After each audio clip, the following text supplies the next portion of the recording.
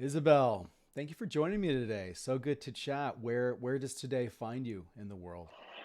I'm in Antwerp, Belgium, so in the center, in the heart of Europe. That's where I am Excellent. today. Excellent. And that's home. That's where you spend most of your time? Yes, it is. Nice. I live here now. I lived a bit everywhere. I lived in the Netherlands, I lived in France, in Paris, but now I'm here already for, I think, I always forget, about 16 years or something. So quite a Nice. long time. No, 14 years, 14 years. Yeah. I love that the power, through the power of technology, I can be here on the West Coast in Portland, Oregon, and we can have a chat today. Well, great, Isabel. When you and I first met, we shared so much perspective in common, and from the first moment, I was like, "Oh, it'd be really interesting to sit down and talk about, the care principles, your book, sort of your approach and methodology, because there's a lot in common with, what I'm putting out in the world with epigraph. Functionally, what does it look like to build an interlinked brand and corporate culture that are very sustaining, caring, and just really essentially generative and positive for the world at large.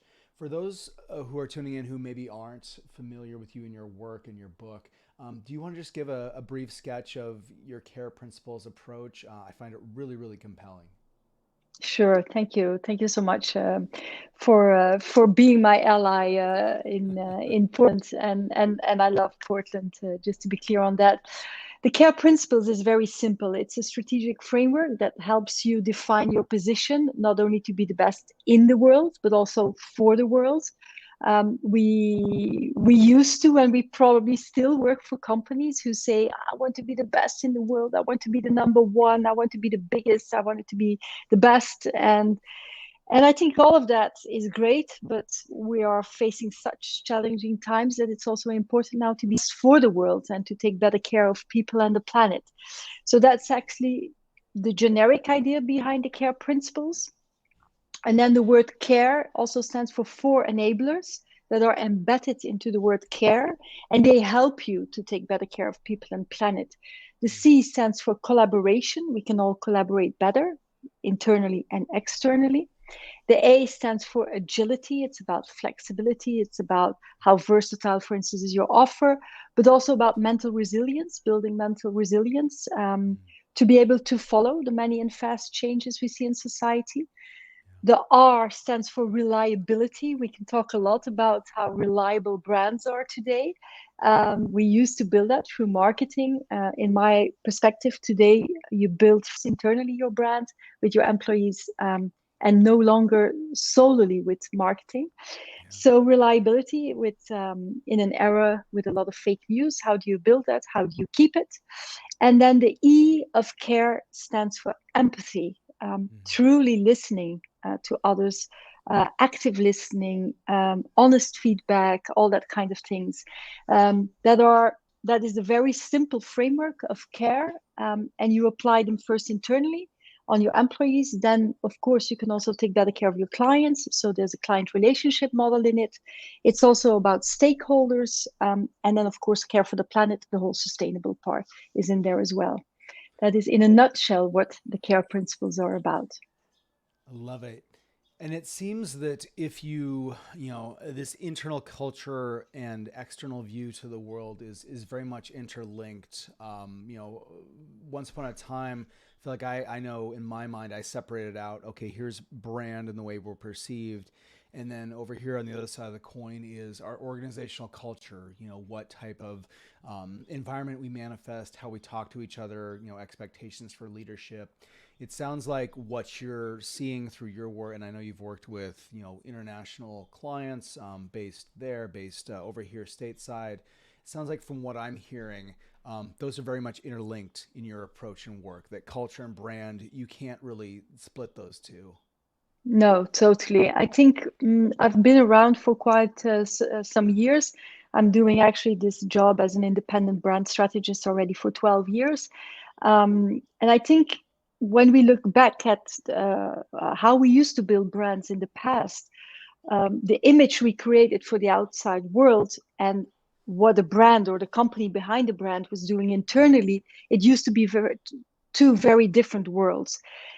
And today, for me, the link of your internal organizational culture, your values, how you treat your people, how you care for your employees, is really defining your brand. Because if your employees are not your brand ambassadors, there's really no use in shouting to the outside world what your brand is all about. It really starts internally. And that is, for me, definitely something I see over the last years that has fundamentally changed in our profession.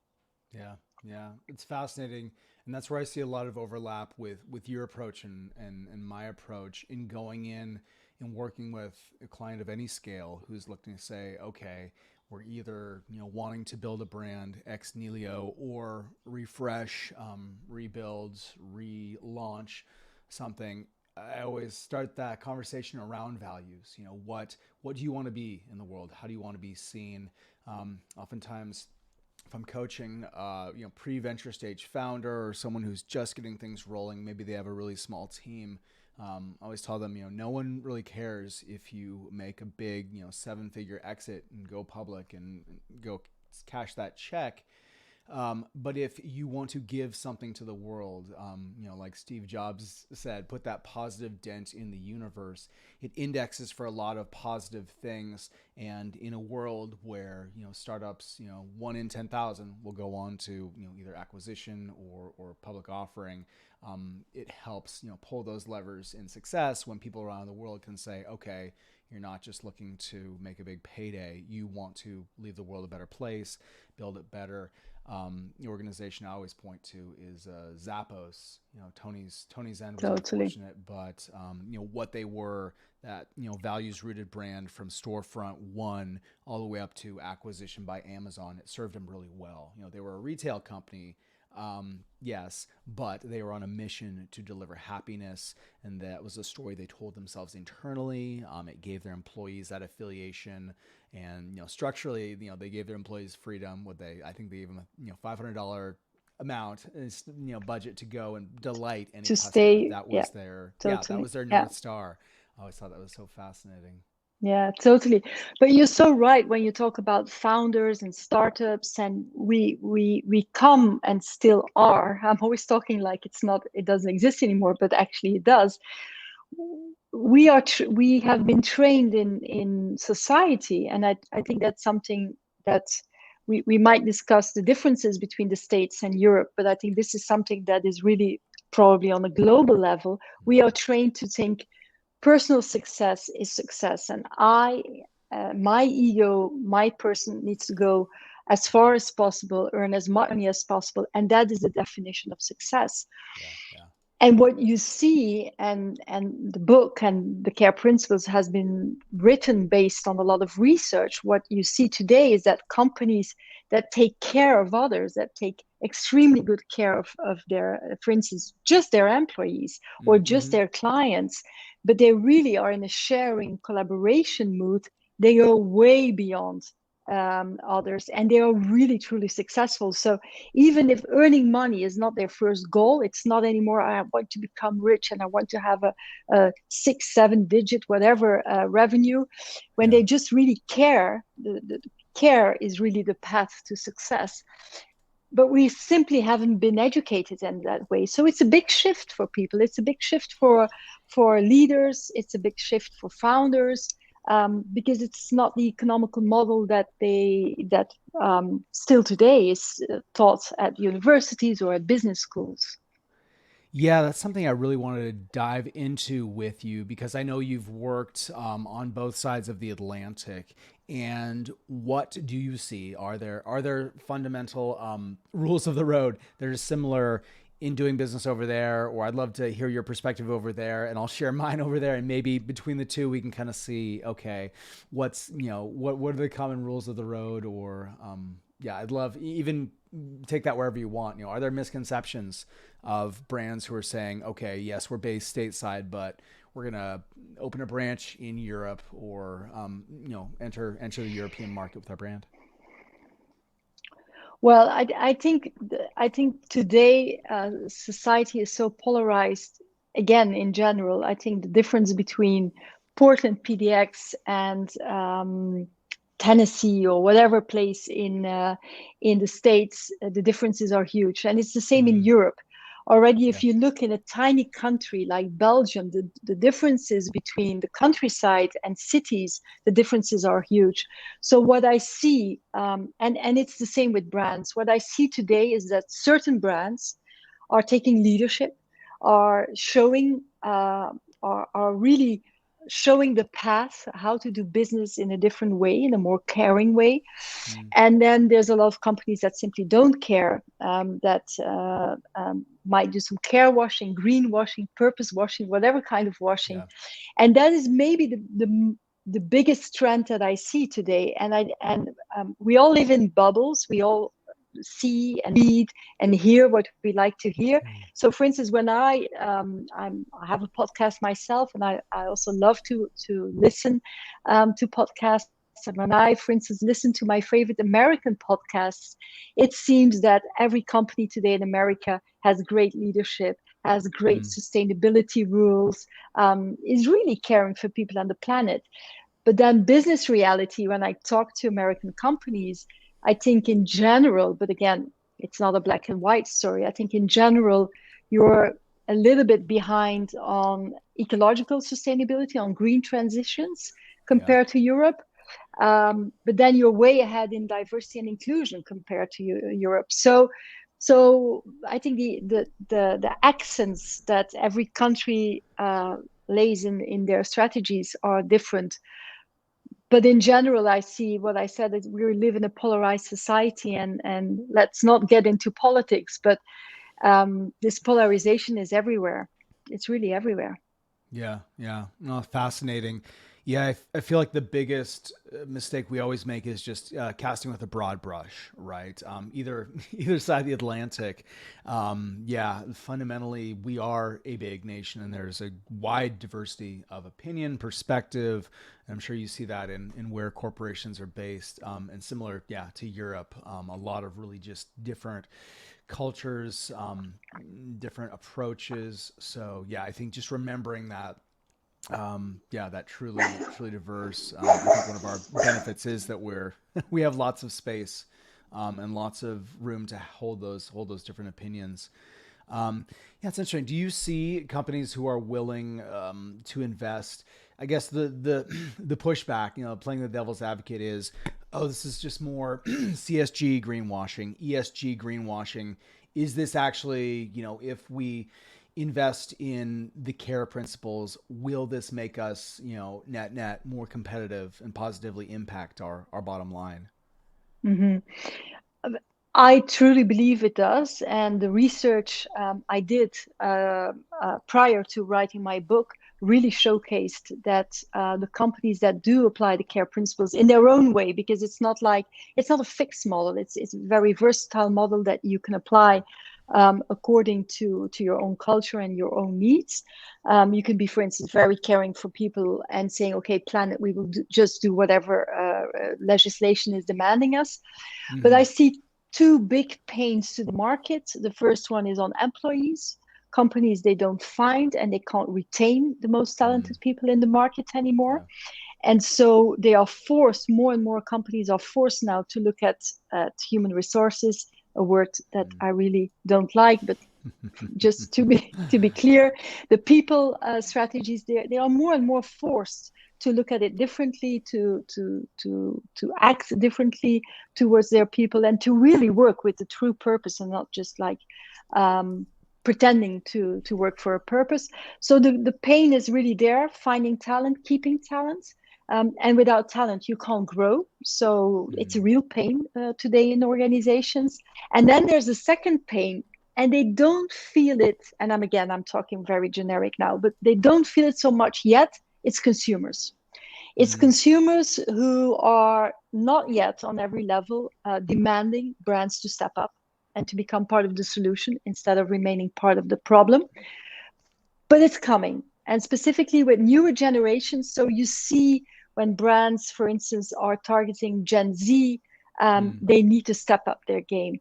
So but change and transitions are always taking a while. But I'm sure that the pain, even from the customer side, they will start to feel it. But today, the biggest pain is really internally in finding the right talent and keeping the right talent.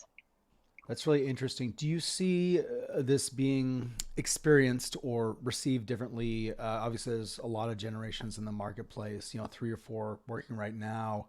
Um, do you see differences in speaking to those who are maybe in leadership versus those who are just entering the workforce out of school or starting their careers? Yes, I see differences because unfortunately, very often the leadership teams, the board of directors, the shareholders, they are very often older people, very often of the same social class, the same ethnic background, the same gender very often.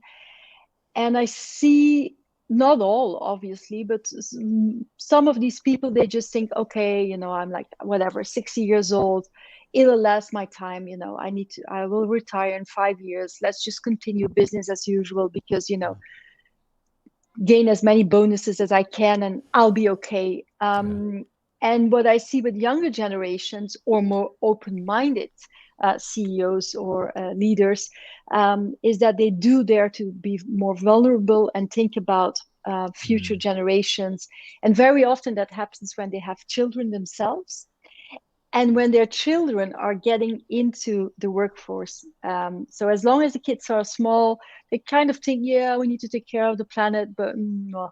And then when their kids turn like 23, 25, 27, and they getting their first jobs and they start to feel what kind of issues are happening Mm. in companies, these leaders are suddenly thinking, okay, we need to do business in a different way. So Mm. I see the change. And one of the Yeah. things that I always say when I give, for instance, guest lectures at business schools and universities, and when I'm in front of a class of 18-year-olds, or when I give executive trainings or master classes to people who already work, for instance, that are junior people or mid-management people, I always tell them, listen, if you believe that your employer is not caring and there's no caring culture where you work, simply leave. There's enough Mm. work. It's not Yeah. that there's not Yeah. enough work. Why do you remain there if you're not happy, and if you really believe that your boss is not treating you in the right way? Yeah. Yeah. And if you talk to him or her and they don't listen to you, you're not valued, Yeah. leave. Yeah. But I Yeah. see that a lot of people, they are a little bit like sitting ducks, they are just waiting. Values provide a really nice filter. I know, and I've seen this in my life, and when I'm coaching or mentoring people who are either between roles or maybe looking to make a career pivot, I say I've seen good value in sort of pumping the brakes and saying, okay, what are my values? Like just getting down to brass tacks and pick 5 words, write them down. Why do you care about those things? And then using that almost as a filter to approach different opportunities. If you're in leadership, different client collaborations, it's always nice to know from square one, day one versus 6 months down the road where you're talking past each other or the role isn't as advertised. Yeah. Who do you see, Isabel, doing the care principles particularly well? You can name names, or you can sort of speak in generalities. Are there specific industries where this really makes sense, where this is being seen in play? Mm. I'm asked that question quite often, and it's always very it's always very difficult to reply, um, because um, because there's so many levels within care. There's already 16 fields within the care strategic framework, and what companies are saying, and then when you enter companies, what you see, there's always quite some differences there. So I'm always a little bit reluctant to name names. My book is full of cases, so I definitely did research some companies, and there's American names in there as well. Um, so if you don't mind, Tom, I won't mention any brands and any names because I find it very difficult. Because also, the agility is I might have written, for instance, in my book is 2 years old now. I might have written cases there and then that I wouldn't rewrite today Yeah. Yeah. because confidence and trust is something that it takes years to build, and then you can have one bad action Yeah. or one bad thing and you're off, and so Makes sense. it's So I'll, difficult. I'll adjust my I'll adjust my question in. Of the four, the care of in your acronym, is there one which you find to be a particularly good entry point into the system, or most compelling, where organizations say, "Oh, we are having a lot of trouble or challenge around agility. We're feeling really static in a very dynamic market, or reliability. Our customers say we're just Mm. not reliable. Empathy. Is there one that really you find is a good way to start with the conversation with organizations who are maybe on the bubble or saying, "Oh, this sounds kind of interesting, but Isabel, show me show me your work and give me confidence that if we enlist your aid and deploy these strategies into our organization, that there will be a net benefit above and beyond doing good in the world," which is, as we can agree, is a fundamental good thing. If someone needs that extra Mm. persuasion, is there one where you see more organizations sit up and say, "Okay, you have my attention. Let's Hmm. get to work on this"? Good question. The one, and it's also confirmed by market research we did. We did a study in Belgium on 2,000 employees, and it was really confirmed. And now working for 2 years with the CARE principles, again, uh, client by client, I get that confirmation. The biggest issue today is collaboration. Collaboration is really an issue because the bigger companies get, the more they're organized in departments and silos, and they don't collaborate together because everybody has their solo responsibilities, KPIs, jobs to do, and they don't have the processes, or they have the processes but they are not used well enough to really always reach out to somebody from a different department. um, and everybody is under time pressure, so a lot of people, oh, it's easier just to do it within our department, and Yeah. let's not reach out to others. So collaboration is a big thing, both internal collaboration as external collaboration. So collaborating with suppliers on a better way, collaborating with clients in a more interactive way, but also just largely with all kinds of stakeholders on difficult subjects like, for instance, sustainability. How do you do green transitions? Every question you ask yourself as an organization today, your neighbor company is asking themselves the same questions. So finding these common grounds and finding these collaborations is, I again, confirmed by research and my work, it's really the biggest issue today. Yeah, no, it makes sense. If you could, I know the book has been in print a couple years. If you could go back and change some things, given what we've seen in the last 24 months, is there a section that you would rewrite or something, given where we stand now with just the nature of play? Take your pick: AI, business economy, global economy. Is there one thing you'd want to rewrite or adjust? Well, I would definitely have to write about AI. That is definitely didn't, well, it existed, but not as available to all. Yeah. I've written the book in 2020, so that would definitely be a big subject, I think. And it's part for me about agility. It's really part about the many and fast changes in society, and AI, and it's a good example of suddenly it's there. There's so much technology and so much innovations behind closed doors, and if you're really into it and you follow all of that technological news and innovations, it's coming, but then Yeah. suddenly it's there, and Yeah. then it can be as quickly there as it vanishes again. I mean, look at Meta. I mean, Yeah. suddenly everybody was talking about Meta, and now who's talking about Meta? Nobody. So, Yeah. so also that it's fast, but AI, I think it would definitely be there. But what I see most, and that is something that I really didn't think about when I was writing the framework, it's really about leadership. So I'm Mm, way more now going into leadership and understanding that it really takes leaders and companies who really want to to open business paths, and try out things that have never been tried out before. And it's those ones that apply the care principles. So I yeah, thought, I write the framework, it's clear for everyone, everybody yeah, will start to use it. And actually I see that the ones that use it, and my clients, they're actually the best in class. They're already great in sustainability, they're already great in taking care and their caring culture. mm, They have amazing values, and those are the ones that hire me, and yeah, that work with the care strategic framework to get even better. So I see a yeah, huge gap coming yeah, between the ones who really take the lead and the ones that are really lagging behind. And right.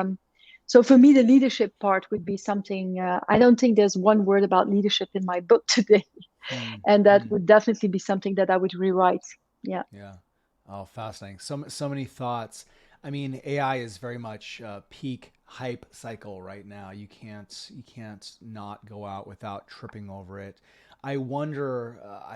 My head is like wrapped around this concept of keeping our humanity in a world in which AI is becoming increasingly prominent. There's an NYU Stern School business professor who has a quote I really like. He says, "I'm not afraid of AI taking my job. I'm afraid of the person who knows how to use AI really well taking my job."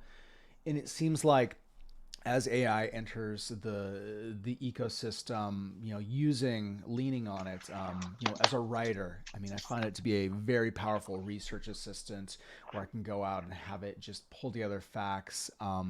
It can't, my bias, it's not to the human level of writing. It doesn't have a good voice. Any writer has a finely crafted, I mean, it takes years to refine that.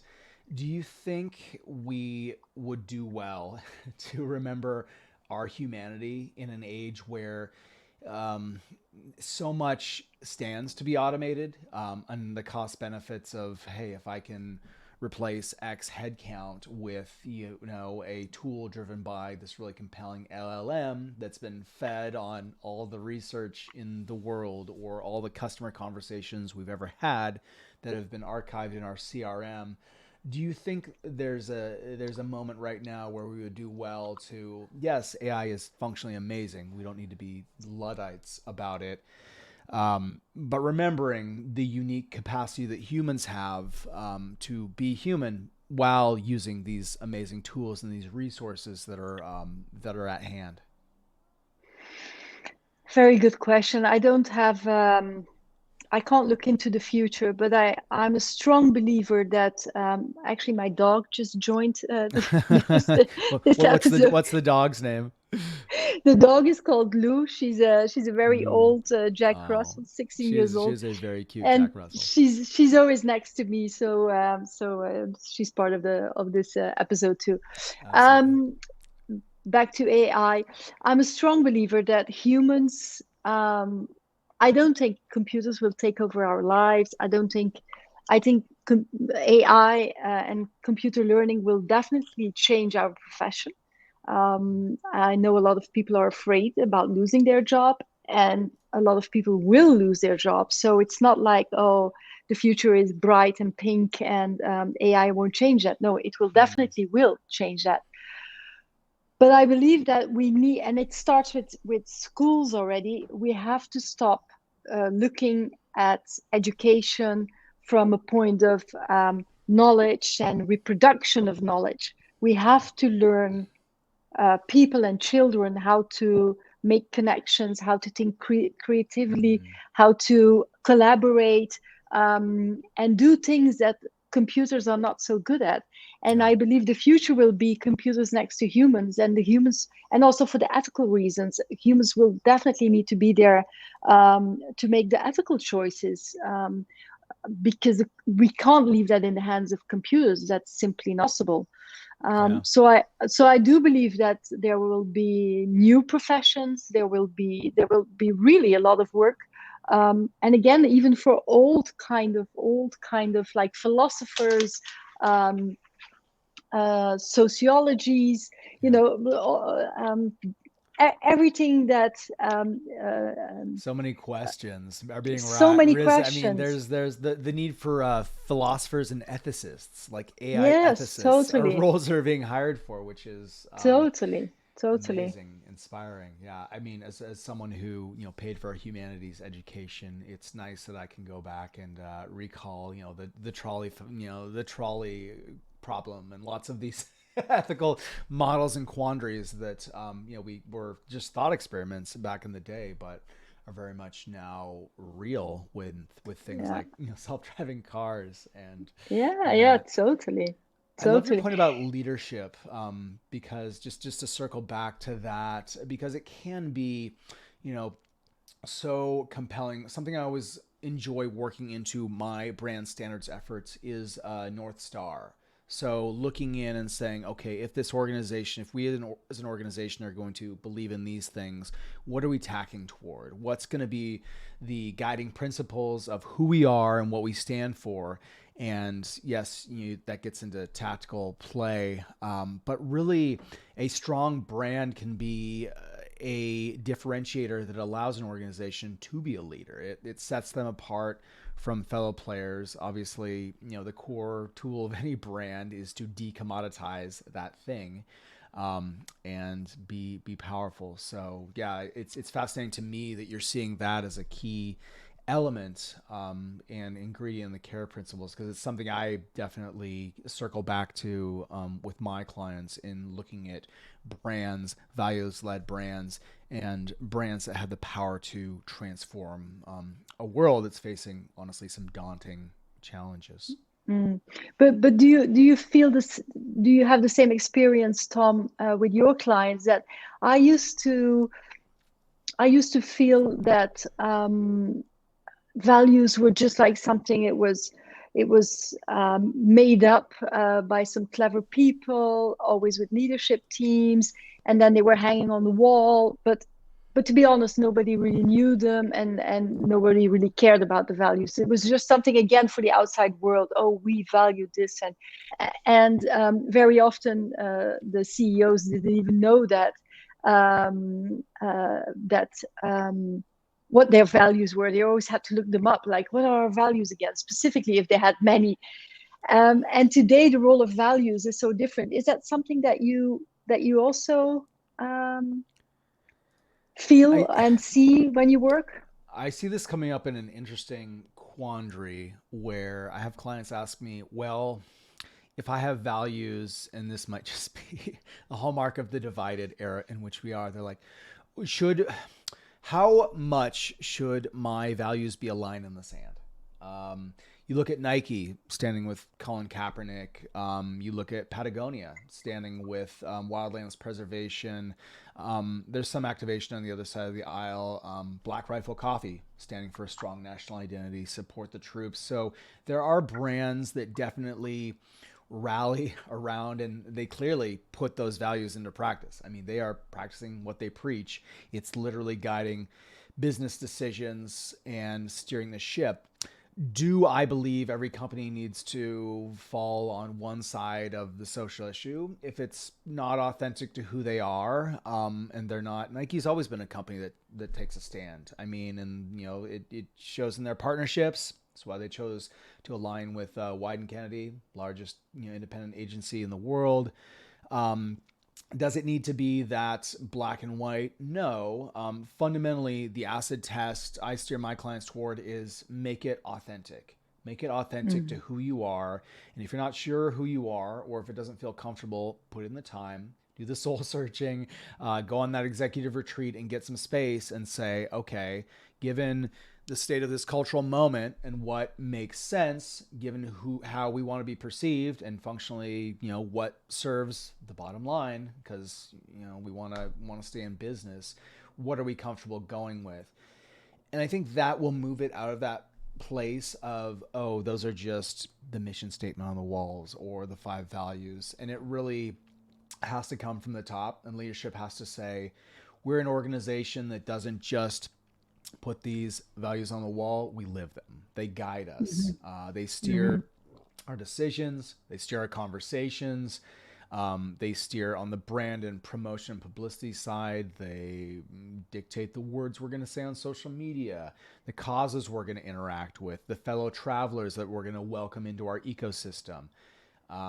Yeah, it has to be. Mm. Yeah, there's never been customers today have never been more savvy, both on the B2B and B2C side.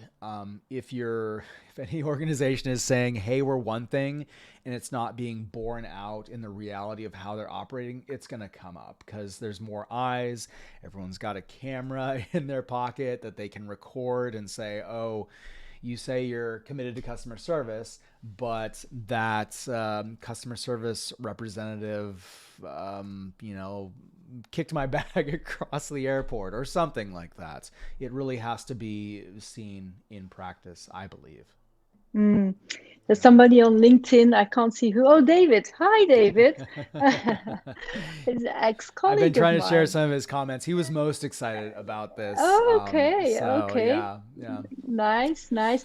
But he's referring to Bud Light, and I think Bud Mm, Light is a very good example of not being true to yourself and not being authentic and trying to jump on a trend and trying to talk about diversity and inclusion and not being authentic with yourself, because then when the backfire is coming, they didn't know what stand to take.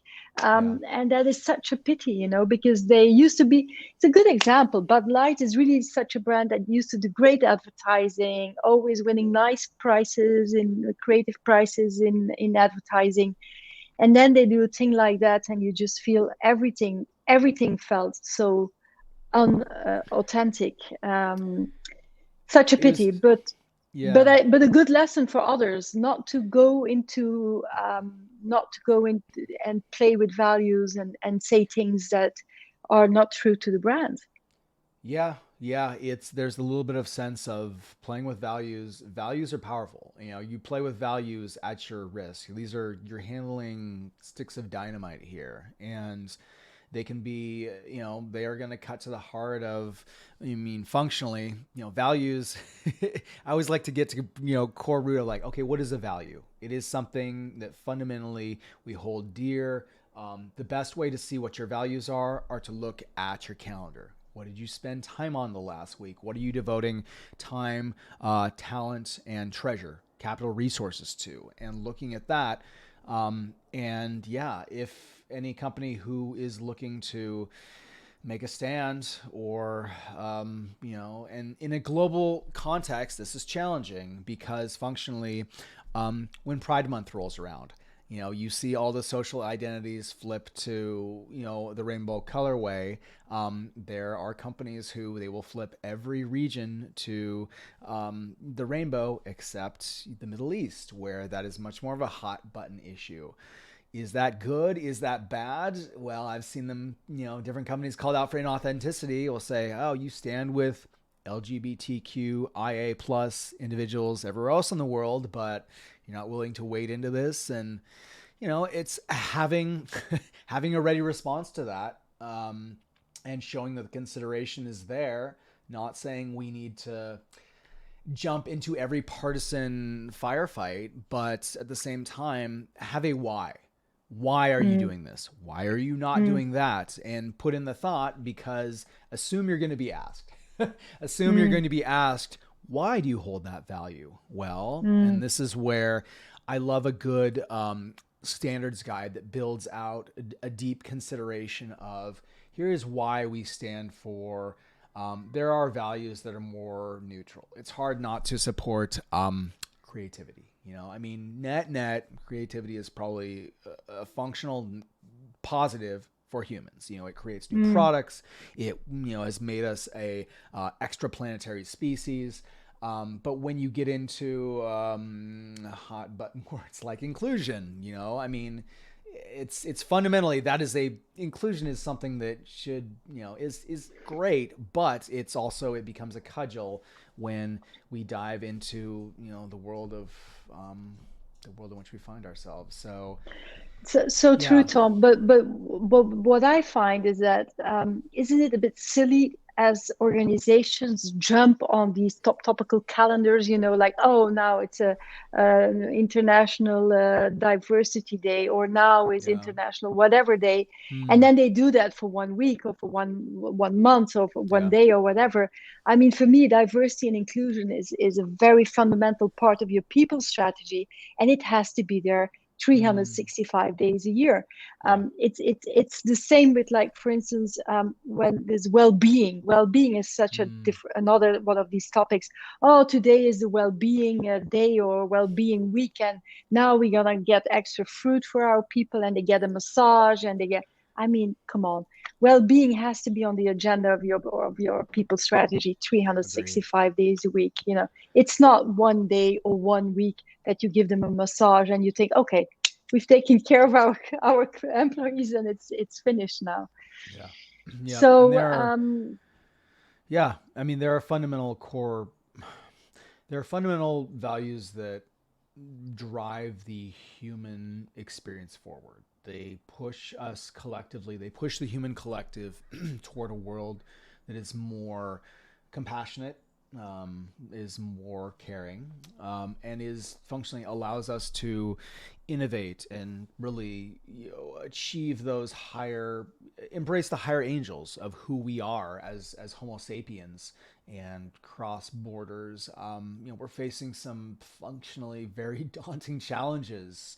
I mean, aggressive climate change doesn't care, the color of our skin, our gender. It will, make this render this planet uninhabitable. First in the southern hemisphere. Um, but yeah, so clearly there are things that we need to focus on and are very much worth investing our time and energy into mm, as totally. organizations. Yeah, absolutely. Totally. Yeah. And I do believe that we need to be more vocal about it. We need to, Mm. the ones that are capable to be vocal about it, we need Yes. to do it. And that's also the reason why I've written the book and why now I, I'm a keynote speaker and I have my podcast and I'm on Mm. stages and I work with leadership teams to really try and change the tide because, Yeah. as you say, we are really facing challenging times, and a lot of people seem to have lost themselves in some kind of escapism and Mm. not not looking up and not wanting to see what is coming at us. And we need more people to say, come on, it's time to do business in a different way. All the evidence is there to show when you take better care of your people and planet that you're Yeah. very successful. So it's not a road. It's not a soft road that is not leading to success. Yeah. It's actually the contrary. You will have success, but like you said, it has to be true. It has to be authentic. Mm. It has to resonate. Real values, um, and we need more people to start thinking like that. Absolutely. Absolutely. Isabel, that's an excellent summation. I couldn't do any better. Where can people who are tuning in find you online if they want to hire you as a keynote or subscribe to your podcast? Where can they find you online? My website is the careprinciples.com. You've been showing it also here in the banner, which is great. On my website, you can find links to my YouTube channel and to the audio podcast channels. It's on Spotify, but it's actually on every audio channel. You can also ask for a keynote through the contact page. I'm also represented by some speakers agencies, but you can just also book me directly and simply get in touch with me. I'm on LinkedIn, I'm on Instagram, but LinkedIn is, of course, my go-to channel for all my business contacts. And simply reach out to me, connect with me, reach out to me, and I'll be more than happy. I would love to come to the States and do a keynote. I've never been on a stage in the States as a keynote speaker. I do work indeed for some American companies, but I would love to come over and share my thoughts and work there with companies and make the change happen because it's Yeah. really, really possible. Yeah. No, I want to change that because Europe collectively there's some things you are all doing very very well. I want your privacy practices here in the states in states other than just California, and then your sustainability work is very good to cast a broad brush, which I know we said we wouldn't do. Um, but yes, absolutely. And then likewise, I hope we can just learn from each other. That's why I love these cross-border collaborations. There are things that brands in the States are doing very well. There are some things Totally. that they're not doing as well in full transparency. But yeah, a delight chatting. And yes, please, anyone who's tuning in, contact Isabel. She's a delight. I want to get you stateside to speak, and we're planning a European trip over there as well. So I'm going to pop into Belgium and say Come hi. to Antwerp. It's a great place. It's a great city, lovely food, lovely Mm, museums, mm. great shops. We have great Belgian fashion designers. And please come by. Been very, very happy that you invited me to your podcast. And I hope to come to Portland as well. It's been a while that I've been there. So thank you. Thank you so much. Thank you to Carton. Absolutely. You as well, Isabel. Be well. Be well. Take care. Bye bye.